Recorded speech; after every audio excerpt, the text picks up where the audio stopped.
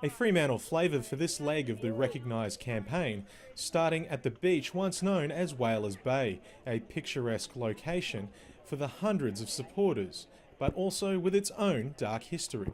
We're right next to the old roundhouse here, the jail where Aboriginal people used to go on their way to Rottnest Island.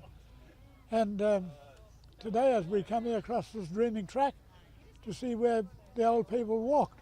Margaret Colbung and her granddaughter Tiana welcomed the crowd. Speaking of, a very, very nice speech from Tiana. Yes, it was an excellent speech. Thank you.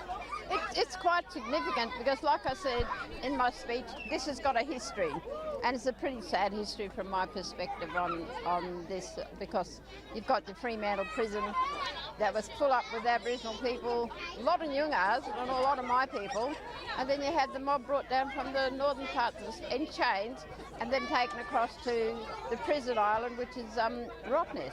Fremantle has gone on to flourish in more recent decades with its culture and arts-influenced lifestyle. A musical icon of Fremantle was on hand to lend his support. I think it's just a really important, great step. I think it's extremely important and kind of like recognizing the elephant in the room. You know, in a lot of ways, it's kind of like about time. But you know, it's great that Fremantle and the council and everybody and all the great people behind this made it happen. Reverend Cedric Jacobs performed the Welcome to Country and sees the launch with the aid of Recognise and the daring city councils like Fremantle's a long-awaited step forward.